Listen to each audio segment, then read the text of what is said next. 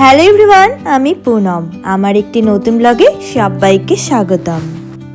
আজ আমরা একটা রাইস সেরিমনি পার্টিতে যাচ্ছি। এটা ছিল অনুপমের অফিস থেকে ইনভাইট। রাইস সেরিমনির গিফটটা আমরা গাড়ির ডিক্কিতে রেখে দিলাম।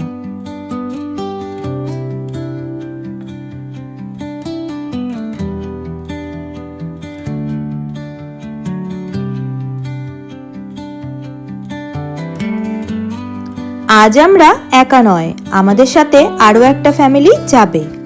আমরা কিছুটা এগিয়ে গিয়ে ওদেরকে গাড়িতে উঠিয়ে নেব। যাদের কথা বলেছিলাম তারা এই দেখো আমার পাশেই বসে রয়েছে, আর সামনে পেখম আর পেখমের বাবা বসেছে। ইনভাইটটা ছিল আমাদের কুসুমন্ডিতে। গল্প করতে করতে বেশ সুন্দর পৌঁছে গেলাম। কুসুমন্ডির এই উৎসব ভবনেই রাইস সেরিমনি পার্টিটা হচ্ছে। চলো এবারে ভেতরে গিয়ে তোমাদের দেখিয়ে দিচ্ছি কার রাইস সেরিমনি পার্টিতে আমরা এসেছি। এসেই দেখছি ভীষণ ভিড়। পুচকুটার গিফট নিয়ে আমরা দাঁড়িয়ে রয়েছি, কিন্তু পুচকুটা নেই। এলে আমরা গিফটটা তার হাতে তুলে দেব। এবারে পুচকুটা চলে এসেছে, আর পুচকুটার মাকে দেখো কি মিষ্টি লাগছে। শেষে আমরা পুচকুটাকে কোলে নিয়ে সবাই মিলে আদর করছিলাম, কিন্তু একটুকু কাঁদছিল না। সবাই কোলে নিয়েছে, আমি কেন বাদ যাব? আমিও কোলে নিয়ে নিয়েছি।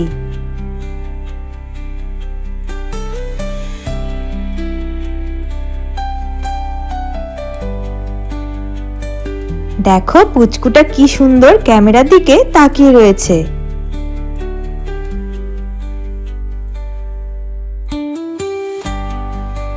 পুচকুটাকে গিফট দেওয়ার পরে আমরা দাঁড়িয়ে দাঁড়িয়ে গল্প করছিলাম।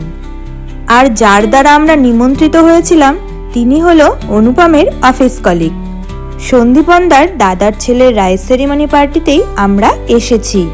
সন্দীপনদার বউকে আমরা পেয়েছি, তো তার সাথেই আমরা ফটো তুলে নিয়েছি। এবারে আমরা খাবার টেবিলে চলে এসেছি। আরও যারা অফিসের প্রত্যেকে এসেছিল।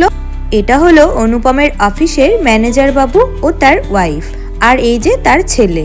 এই যে আমাদের সন্দীপনদা, যার ইনভাইটে আমরা এসেছি। চলো এবারে খাওয়া দাওয়ার মেনুতে কি কি ছিল সেগুলো তোমাদেরকে দেখাই। ফার্স্টেই দিয়েছিল ডালপুরি ও তার সাথে ছোলার ডাল।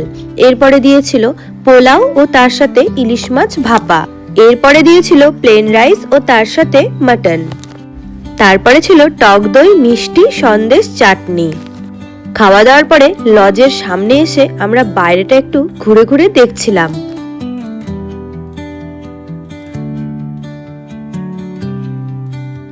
বিকেল হয়ে গেছে, এবার আমাদের বেরোতে হবে। চলো তাহলে বেরোনো যাক।